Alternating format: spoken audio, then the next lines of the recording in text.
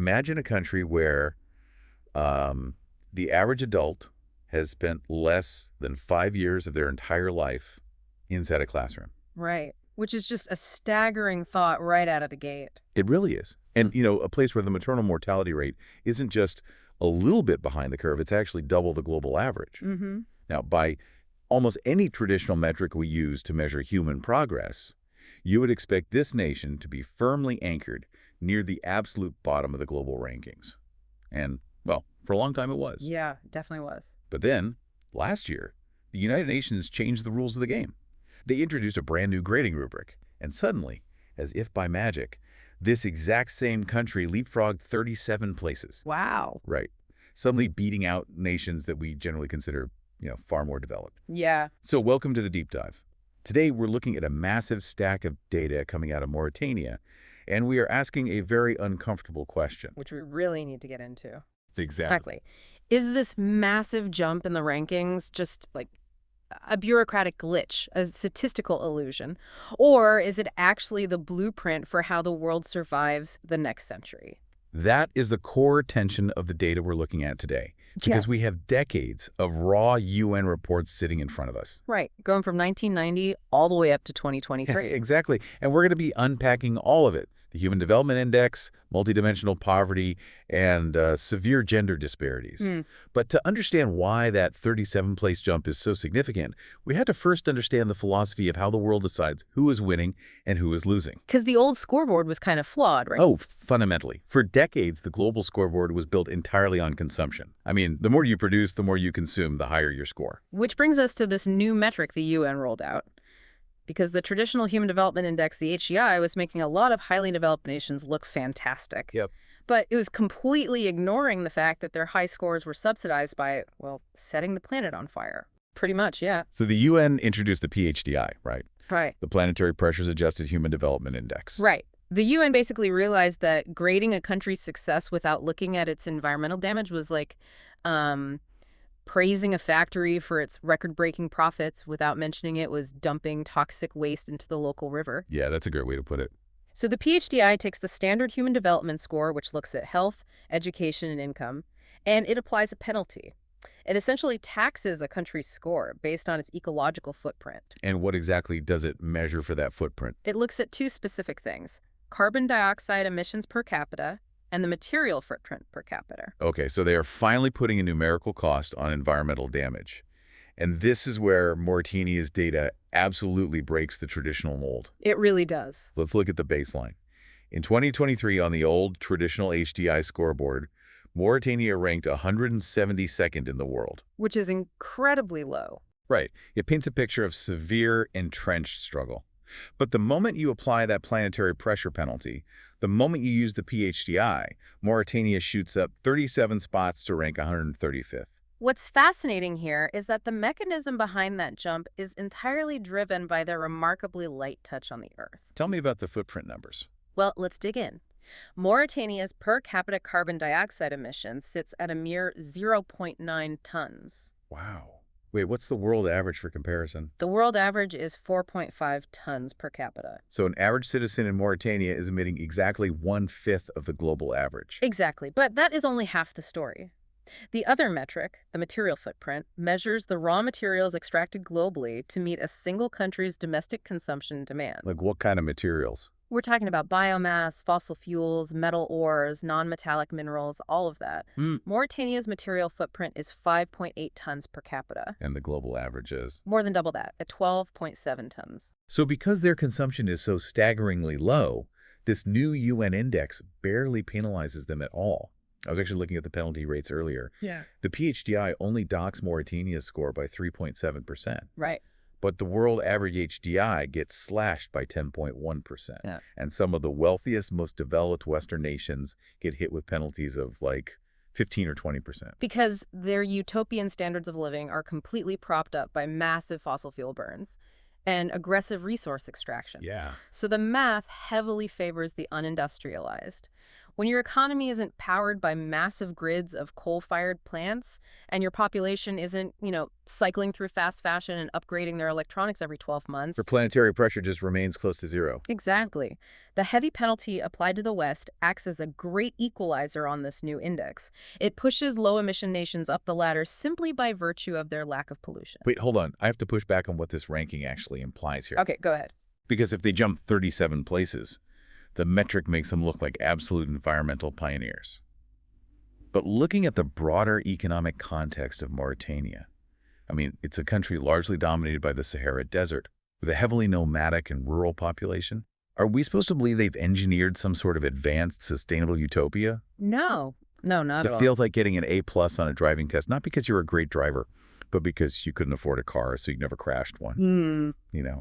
Is this just poverty masquerading as green policy? That distinction is actually the most vital part of interpreting this UN report. Right.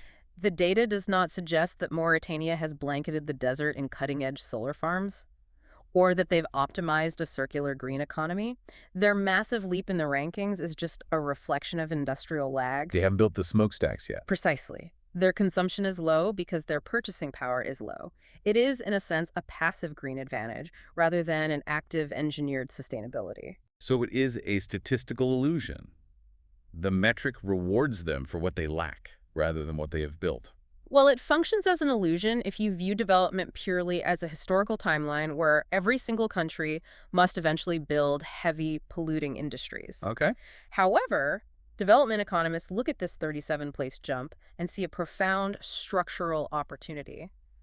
Consider the trillions of dollars currently being spent by Western nations to decarbonize. Right? Yeah, tearing down old power plants, retrofitting cities. Exactly. They are desperately trying to dismantle centuries-old, dirty infrastructure. Mauritania possesses a low-carbon blank slate. They don't carry that historical baggage. So the theoretical question this data poses is whether a nation can build a high-income, modern economy without ever passing through a heavy polluting, carbon-intensive industrial phase. Oh, wow. So skipping the dirty industrial revolution entirely, going straight from a pastoral and early extractive economy into like a digitized, renewable-powered future. That is the potential hidden inside the PHDI ranking. If they can harness their abundant natural resources, specifically wind and solar potential in the Sahara, they could actually make that 37-place jump a reality of active policy. Rather than passive poverty. Exactly. They could industrialize cleanly from day one. But that is a monumental if. And to understand why their industrial footprint is so low in the first place, why they haven't gone through that 20th century industrial boom, we have to look away from the planetary metrics for a second. We need to go back to the traditional scoreboard. Right. We need to figure out what is anchoring their conventional HDI down to that 172nd place. And to do that, we have to look at the historical timeline. The UN data gives us a window from 1990 to 2023. And the historical context is sobering. Back in 1990, Mauritania's Human Development Index was 0.396. And the HDI is on a scale from 0 to 1, right? Yes, with 1 representing the theoretical pinnacle of human well-being. So a score of 0.396 indicates deep systemic deprivation across health, education, and economic stability. But by 2023, that score had grown to 0.563. Now, on paper, if you calculate the raw percentage, that is a 42% growth rate over 3 decades. It is. If a company grew its revenue by 42%, you'd celebrate. It sounds like a massive trajectory of progress. And a 42% increase does demonstrate real, tangible effort. It means clinics were built, roads were paved, and life expectancy did improve over a generation. But human development isn't measured in a vacuum. We must look at the comparative global baseline. Okay, lay it on me. Despite 30 years of compounding growth, Mauritania's 2023 score of 0.563 still falls short of where the world average was back in 1990. Man, that is a tough pill to swallow. The global average back in 1990, that's the era of dial-up internet, the year the Berlin Wall was coming down. The world average was 0.608 back then. Yes. And Mauritania today, with smartphones and modern logistics, is still trailing the global baseline of the late 20th century. And they're chasing a target that refuses to stand still. The world average HDI today has climbed to 0.756. The gap isn't closing. In many ways, it's calcifying. Furthermore, the 30-year graph reveals the extreme fragility of the progress they have made. When you look at the curve, there is a severe, highly visible downward spike in the year 2020. The COVID-19 pandemic. I mean, it hit everyone, but the data clearly shows it didn't hit everyone equally. Not at all. The global slide caused by the pandemic wiped out years of steady HDI growth in a matter of months everywhere. But for a developing nation with thin safety nets, highly informal labor markets, and fragile health infrastructure, a global shock like COVID-19 is absolutely devastating. It just shatters everything. It doesn't just pause development, it actively fractures the systems that generate development. Supply chains break down, crucial export revenues from commodities drop, and schools close often permanently for the most vulnerable students. Okay, let's unpack this. To really diagnose why the recovery is so slow and why that gap between Mauritania and the rest of the world remains so stubbornly wide, we need to look under the hood of the HDI itself. The index is essentially a radar chart built on three foundational pillars, right? Income, health, and education. That's correct. We need to see how Mauritania performs on each of these pillars today. Let's start with the money. The gross national income, or GNI per capita, in Mauritania is $6,267. A good world average. It's over $20,300. So their per capita income is less than a third of the global average. This reflects an economy that is highly dependent on extractive industries like iron ore and offshore fishing. Those are sectors that generate revenue, sure, but they don't typically create massive, widespread employment or foster a complex, high-wage service sector. Got it. Then we have the health pillar. Life expectancy at birth for Mauritanian is 68.5 years. The global average is 73.4 years. So roughly a 5-year deficit in life expectancy. Yeah. It's a significant gap, for sure, but it isn't actually the most alarming number on the board. The real shock comes when we look at the third color, education. Yes. The UN measures the mean years of schooling, which is the average number of years an adult in the country has spent in formal education. In Mauritania, that number is 4.9 years. Compared to the world average, which sits at 8.8 years. This is where the entire foundation just seems to crack. The income and health pillars are trailing, but the education dimension is a catastrophic outlier. Mauritania's average schooling is barely 55% of the global average. It really is the anchor pulling everything else down. We are looking at an entire national population whose formal education, on average, ends before the 5th grade. And the danger of analyzing an index is treating these pillars as independent variables. They are not independent. They are deeply structurally interlinked. You cannot isolate a 4.9-year education average from the 5-year deficit in life expectancy or the low national income. Because they feed into each other. Exactly. Yeah. Low educational attainment acts as a hard ceiling on economic complexity. Right. You can't pivot to a tech economy or advanced manufacturing if the bulk of your workforce struggles with basic literacy and numeracy. Exactly that. The lack of complex skills directly throttles the gross national income. The national economy remains trapped in exporting raw materials because it cannot refine them or build advanced services around them. Yeah. And a throttled GNI means the government collects less tax revenue. Less tax revenue means chronic underfunding of the national healthcare system, sanitation infrastructure, and public health initiatives. And what does that do? That underfunding directly suppresses the life expectancy. It's a closed loop of stagnation. It's a domino effect where education is the first piece to fall. The low overall HDI score is simply a mathematical reflection of this cycle. You cannot sustainably inflate the health or income pillars without first expanding the capacity of the human mind through education. Which makes the deeper data on their school system incredibly concerning. Because the education data actually gets stranger the closer you look at it. There's a bizarre paradox hidden in the UN's education spreadsheets. Oh, the expected versus mean years? Exactly. We just established the mean years of schooling. The reality for adults today is stuck at 4.9 years. But the UN also tracks a second metric called expected years of schooling, or EYS. Right. And for those listening, EYS measures the total number of years of schooling a child entering the education system today can expect to receive, assuming the current enrollment rates persist throughout their life. It's a projection of capacity and current trends. And the EYS for a child in Mauritania today is 8.0 years. Think about that gap for a second. A child starting school right now has a seat waiting for them in the system for 8 years. But the actual average time an adult has spent in those seats is 4.9 years. It's a huge drop-off. Just for context, the world average expected years is 13.0, which yields an actual mean of 8.8. The conversion rate globally kind of makes sense. Yeah. But in Mauritania, that gap between the 8.0 expectation and the 4.9 reality represents a massive 39% leak in the educational pipeline. Yeah. You have the physical or theoretical infrastructure to provide 8 years of learning, but nearly 40% of that potential just vanishes into the ether. The students simply disappear from the rosters before they reach the 5th or 6th grade. So if you're visualizing this, it's like a schoolhouse where the entrance sign says, "Welcome for 8 years," but the exit door just spits you out after 4.9 years. That's a great analogy. So the obvious question is, why? If the system is designed to hold them for 8 years, why is the pipeline hemorrhaging 39% of its students? You'd think if a school is open and free, kids would just go. Well, the assumption that availability guarantees attendance ignores the complex socioeconomic realities of rural poverty.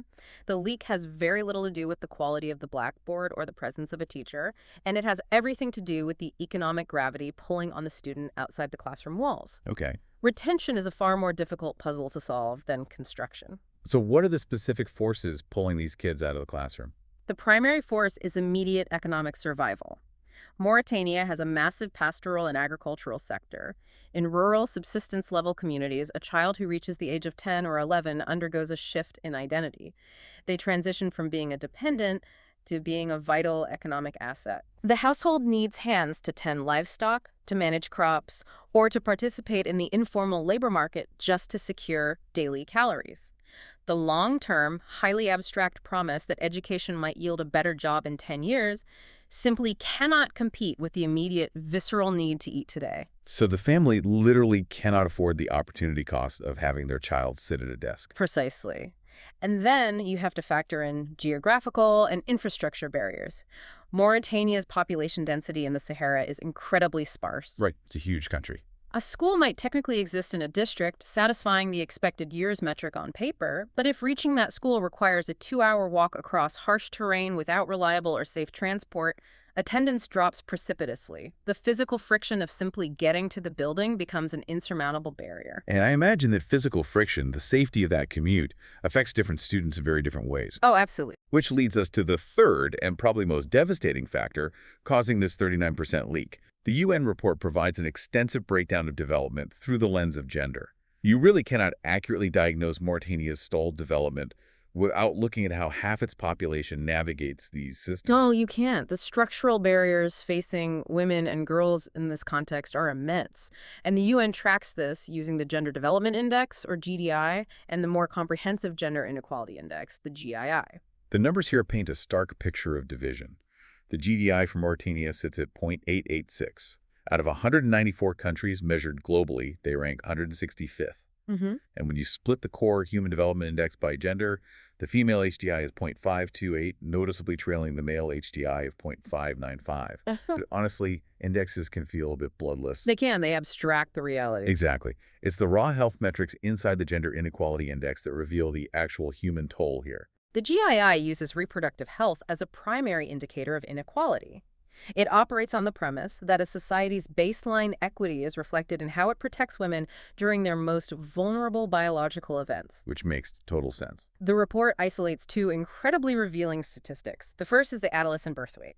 In Mauritania, there are 88.9 births for every 1,000 women between the ages of 15 and 19. Almost 89 births per 1,000 teenagers. Yes. Just to ground it for you listening, the global average is 39.1.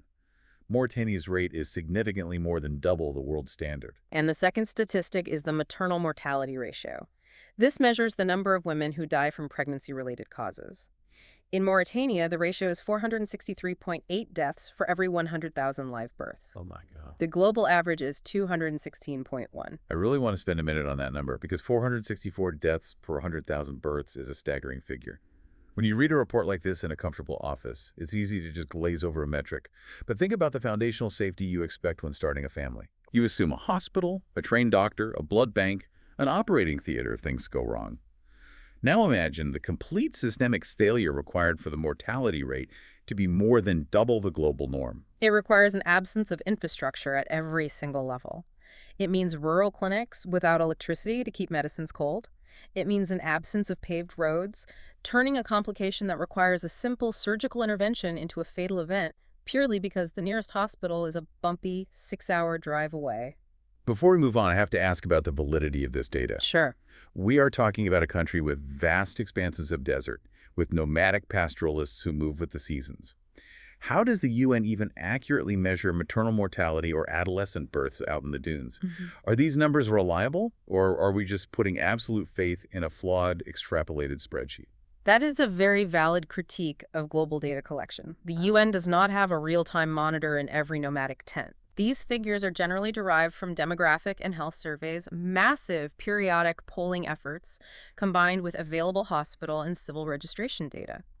And because of the vast geography and the informal nature of rural life, these numbers often come with wide confidence intervals. So there's a margin of error. Yes.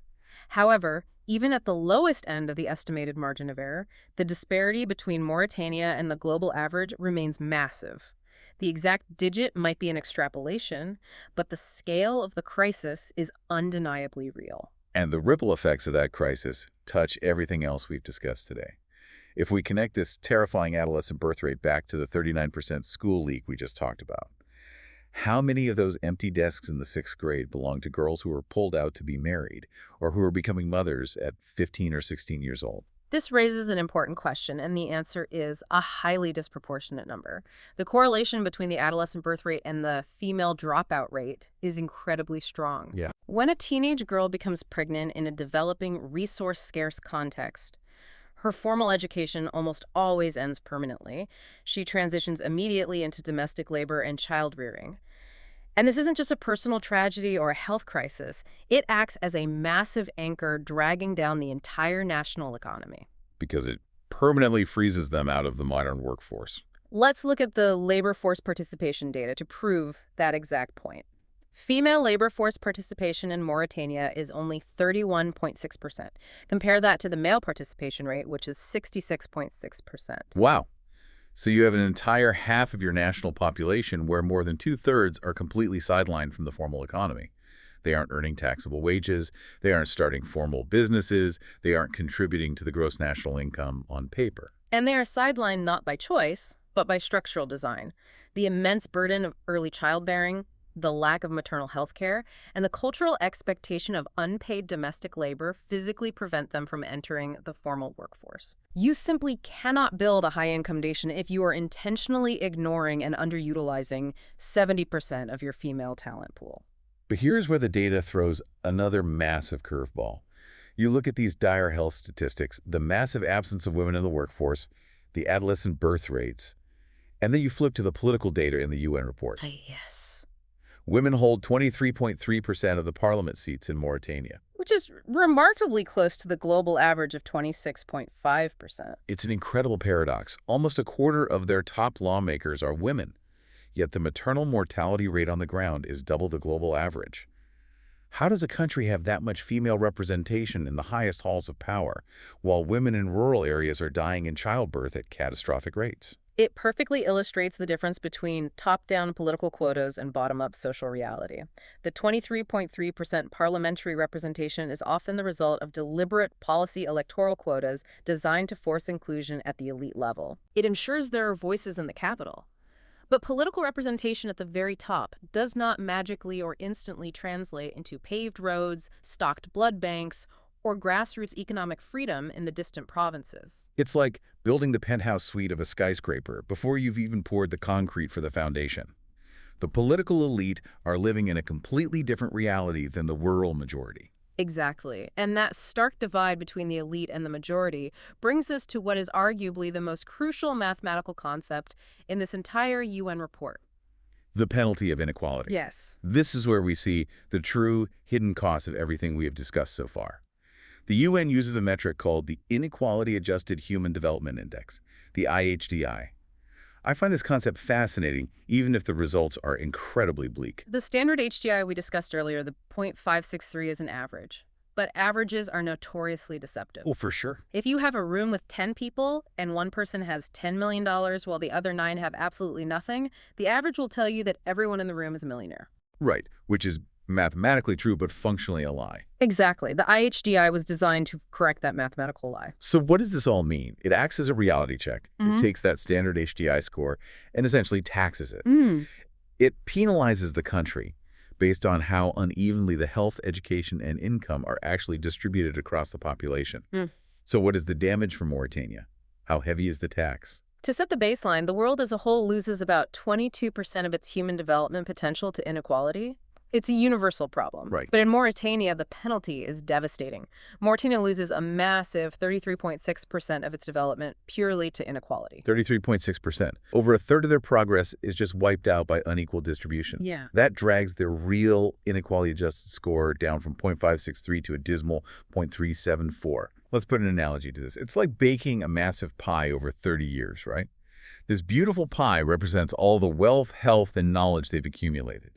But because you don't have a fair, equitable way to slice it up and hand it out, a full third of that pie literally turns to ash before it even reaches the table. It is entirely wasted potential. That 0.374 adjusted score is a stark reality. To put it in perspective, that number is actually lower than Mauritania's raw, unadjusted score was way back in 1990. Wait, really? Lower than 1990? Yes. The extreme inequality effectively erases over 30 years of average progress for the people living at the bottom of the socioeconomic ladder. And the UN data doesn't just give us the total loss, it breaks down exactly which slices of the pie are turning to ash. Where's the heaviest loss occurring? If we break down the 33.6% total loss into the three dimensions, life expectancy inequality causes a 19.3% loss in the health dimension. Income inequality causes a 35.0% loss in the economic dimension. But the true villain, the deepest and most damaging cut to their potential, is education inequality. How bad is it? It causes an astonishing 44.0% loss. 44% of their educational potential is lost to inequality. For context, you said the global average loss due to education inequality is around 21.5%. Mauritania's loss is more than double the world's standard. It's massive. Let's really dig into the mechanics of what a 44% inequality loss actually looks like on a Tuesday morning in Mauritania. We established earlier that the national average is 4.9 years of schooling. If the inequality is this high, it means almost nobody is actually getting exactly 4.9 years. That is the tragedy of the average. An inequality loss of 44% means the national education system is highly bifurcated. You have a small urban elite, likely concentrated in the capital, Nouakchott, who are receiving 12, 14, or 16 years of high-quality schooling. Right. They are attending private academies, perhaps eventually traveling to France or elsewhere abroad for university. They're basically hoarding the vast majority of the educational capital. And in order for the mathematical average to balance out at 4.9 when the elite are getting 16 years, it means the vast, overwhelming majority of the rural and poorer population must be receiving 1, 2, or 0 years of schooling. Education is not a rising tide lifting all boats here. It is a ladder that only a few are allowed to climb. and if knowledge is the fundamental currency of a modern economy, hoarding 44% of the education means the elite are systematically hoarding all the future power. Yes, exactly. It creates an unbridgeable wealth and class divide that is hard-coded into the next generation. A child born to a nomadic family with 0 years of schooling has absolutely no mechanism to compete economically with a university-educated child from the capital. None. When inequality reaches this extreme level, it doesn't just create a slow economy or a frustrated lower class. It actively generates severe absolute poverty. It pushes millions of people below the threshold of basic human dignity. Which transitions us perfectly into the absolute numbers. Up until now, we've been talking about averages, indexes, and percentages of potential. But the UN also provides the Multidimensional Poverty Index, the MPI. And this index shifts our focus from relative inequality to absolute deprivation. The MPI is an incredibly vital tool because it recognizes that poverty isn't just a lack of money. Poverty is the simultaneous experience of multiple deprivations.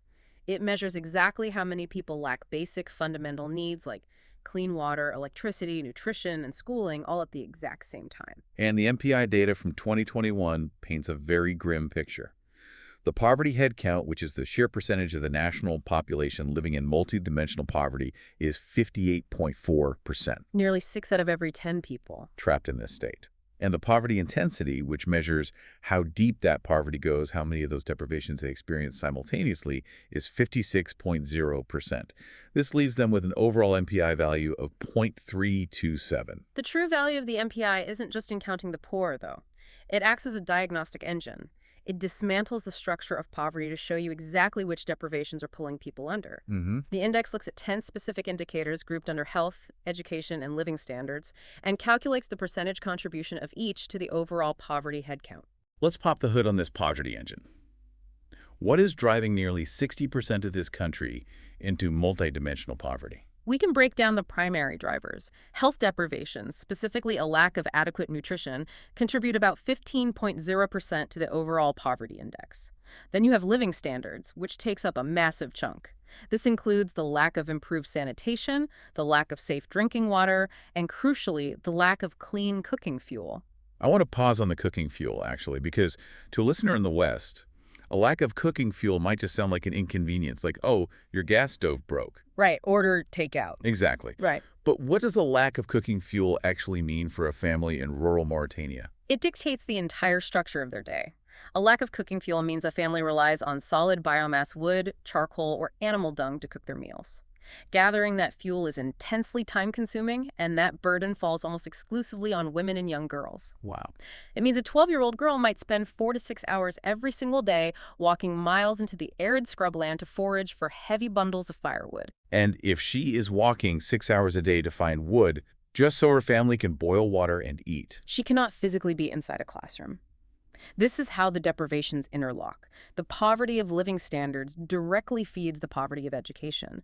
And when we look at the MPI data, education is in fact the single largest driver of poverty in the country. It all comes back to the classroom. Yes. The lack of years of schooling contributes 20.5% to the poverty index. The lack of school attendance contributes another 21.9%. When you combine them, educational deprivation accounts for a staggering 42.4% of the total multidimensional poverty in Mauritania. Let's tie all these threads together because the math is starting to form a perfect, terrifying circle. Okay. We saw the 39% leak in the school pipeline where kids just vanish. We saw the 44% inequality tax that proved the elite are hoarding the schooling. And now, the UN's poverty index confirms that 42.4% of the reason people are trapped in absolute poverty is directly due to a lack of education. It is the exact same wound showing up on 3 different diagnostic scans. If we connect this to the bigger picture, it serves as mathematical proof that the poverty in Mauritania isn't merely a temporary lack of cash flow. It is a profound systemic failure of human capital development. Right. You cannot solve this poverty by simply airdropping cash transfers or building a new port facility. If nearly 60% of the country lacks the basic literacy and critical thinking skills required to navigate a modern economy, they will remain permanently locked out of any economic growth the country does manage to achieve. The poverty is structural, and the foundation of that structure is the education deficit. Well, we have waded through an immense amount of data today. We've gone from carbon footprints and planetary pressures to maternal mortality, missing students, and multidimensional poverty traps. To make sense of it all, we really need to synthesize this massive UN report into a clear portrait of Mauritania today. Let's break this down into a 4-quadrant assessment based purely on what the data has revealed. Sounds good. The first quadrant is the advantage. Despite the severe poverty and the trailing HDI, Mauritania holds a highly coveted position on the new global stage. The passive green advantage. Right. Their brilliantly low ecological footprint, 0.9 tons of carbon per capita, and a minimal material footprint gives them a massive ranking boost on the planetary pressures-adjusted HDI. They are not burdened by the toxic infrastructure of the 20th century. The second quadrant is the challenge. And the data clearly points to the health and gender sectors. They face terrifyingly high maternal mortality rates, remember, double the global average, and extremely high adolescent birth rates that actively siphon young women out of the future workforce. The third quadrant is the structural pain point. This is the engine of the stagnation. Extreme education inequality. That 44% loss in education potential is the primary force driving mass multidimensional poverty for nearly 60% of the nation. It chokes the gross national income and limits economic complexity. Which leaves us with the fourth quadrant, actionable strategies. The UN data doesn't just highlight the misery, it kind of acts as a roadmap, right? If a policymaker is looking at these exact same spreadsheets, what are the clearest paths forward? The first and most urgent strategy is precision education poverty alleviation. They must dismantle that 42.4% poverty contribution by aggressively plugging the school leak. And not just by building schools. Right. It cannot be solved by simply building more empty classrooms. They need targeted socioeconomic interventions, perhaps conditional cash transfers to rural families to offset the lost labor of their children, specifically designed to keep 12 and 13-year-old girls in school, driving up that stubborn 4.9-year average. The second strategy is lowering the gender cost. Prioritizing maternal and reproductive health is an absolute moral imperative to save lives, obviously, but it is also an economic necessity. You cannot have 464 mothers dying per 100,000 births. Mhm. If you secure reproductive health and lower the adolescent birth rate, you free up a massive demographic to enter the formal labor force, which is currently sitting at a dismal 31.6% for women. If you double female labor force participation, you fundamentally transform the economic output of the nation. The economic dividend of keeping women alive, healthy, and educated is astronomical. It expands the tax base, which then funds the broader health and infrastructure needs. And the third strategy, here's where it gets really interesting, cashing in the PHDI dividend. This is the grand economic pivot.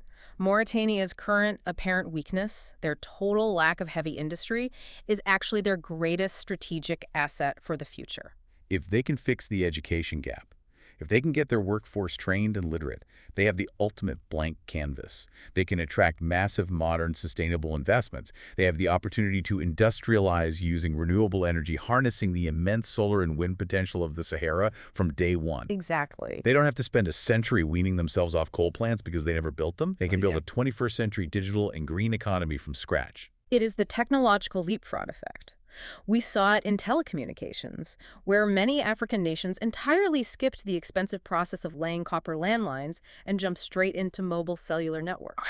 That's a great comparison. The question now is whether Mauritania can achieve that same leapfrog effect with their industrial and energy base.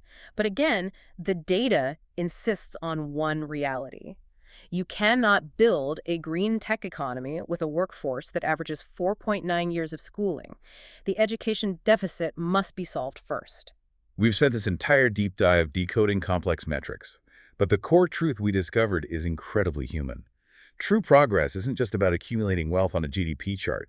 It's about whether every single citizen, regardless of their gender or whether they were born in the capital or a nomadic camp, can fairly access the fruits of that progress. Right. And increasingly, it's about whether a nation can achieve that prosperity without destroying the planet in the process.